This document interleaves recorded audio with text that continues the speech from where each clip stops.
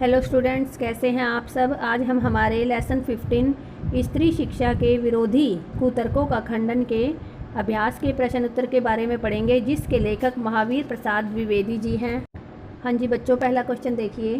कुछ पुरातन पंथी लोग स्त्रियों की शिक्षा के विरोधी थे। द्विवेदी जी ने क्या क्या तर्क देकर स्त्री शिक्षा का समर्थन किया।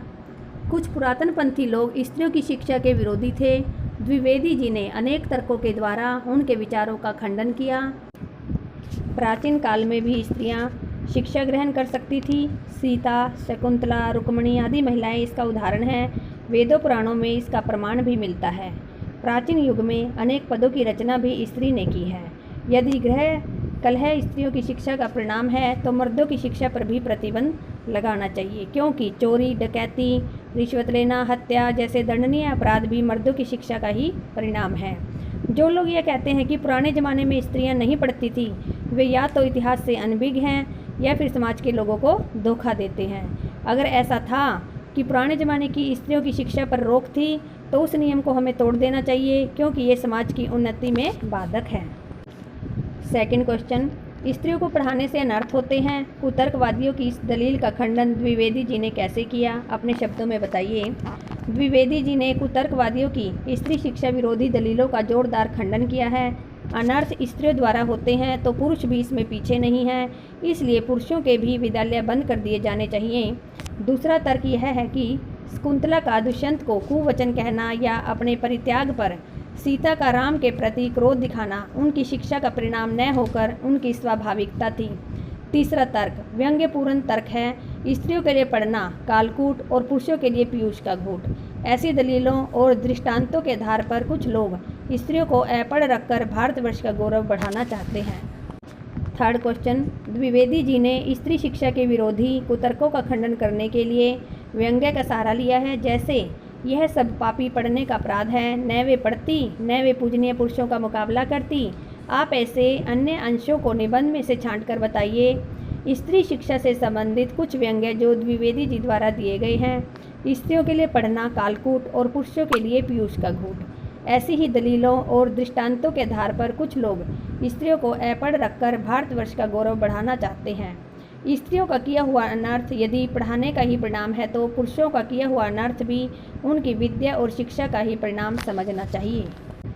आर्यपुत्र, शाबाश, बड़ा अच्छा काम किया जो मेरे साथ गांधर्व विवाह करके मुकर गई। नीति, न्याय, सदाचार और धर्म की आप प्रत्यक्ष मूर्ति हैं। अत्रि की पत्नी धर्म पर व्याख्यान देते समय घंटों पांडित्य प्रकट करे। गार्गी बड़े बड़े ब्रह्मवादियों को हरा दे। मंडन मिश्र की सह धर्मचारिणी शंकराचार्य के छक्के छुड़ा दे। गजब, इससे अधिक भयंकर बात और क्या हो सकेगी।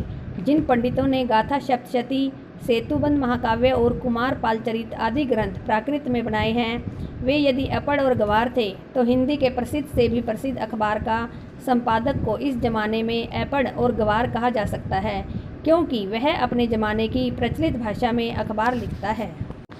फोर्थ क्वेश्चन, पुराने समय में स्त्रियों द्वारा प्राकृत भाषा में बोलना क्या उनके अपढ़ होने का सबूत है। पाठ के आधार पर स्पष्ट कीजिए। पुराने ज़माने की स्त्रियों द्वारा प्राकृत में बोलना उनके अनपढ़ होने का प्रमाण नहीं है, क्योंकि बोलचाल की भाषा ही प्राकृत ही थी, जिसे सुशिक्षितों द्वारा भी बोला जाता था।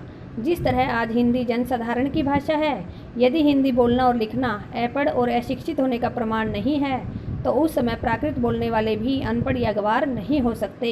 इसका एकमात्र कारण यही है कि प्राकृत उस समय की सर्वसाधारण की भाषा थी, इसलिए उस समय की स्त्रियों का प्राकृत भाषा में बोलना उनके अनपढ़ होने का सबूत नहीं है।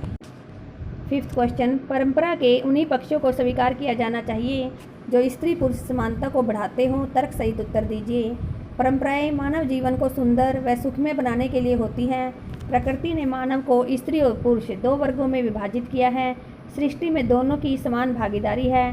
प्रकृति की ओर से कोई भेदभाव नहीं किया गया है। स्त्री हर क्षेत्र में पुरुषों की बराबरी कर रही है। स्त्री और पुरुष परस्पर मिलकर परिवार और समाज को बेहतर बना सकते हैं। इस कारण दोनों का प्रत्येक क्षेत्र में समान योगदान होता है। जहाँ तक परंपरा का प्रश्न है, परंपराओं का स्वरूप पहले से ही बदल गया है, इसलिए परंपरा के उन्हीं पक्षों को स्वीकार किया जाना चाहिए जो स्त्री पुरुष की समानता को बढ़ाते हैं। सिक्स्थ क्वेश्चन, तब की शिक्षा प्रणाली और अब की शिक्षा प्रणाली में क्या अंतर है, स्पष्ट कीजिए। पहले की शिक्षा प्रणाली और आज की शिक्षा प्रणाली में बहुत परिवर्तन आ गया है। तब की शिक्षा प्रणाली में स्त्रियों को शिक्षा से वंचित रखा जाता था। पहले शिक्षा प्राप्त करने के लिए विद्यार्थियों को गुरुकुल में रहना जरूरी था, परंतु आज शिक्षा प्राप्त करने के लिए विद्यालय है। पहले शिक्षा एक वर्ग तक सीमित थी, लेकिन आज किसी भी जाति के और वर्ग के लोग शिक्षा प्राप्त कर सकते हैं। आज की शिक्षा प्रणाली में स्त्री पुरुषों की शिक्षा में अंतर नहीं किया जाता। पहले की शिक्षा में जहां जीवन मूल्यों की शिक्षा पर बल दिया जाता था, वहीं आज व्यावसायिक तथा व्यवहारिक शिक्षा पर बल दिया जाता है। गुरु परंपरा भी लगभग समाप्त सी हो चली है।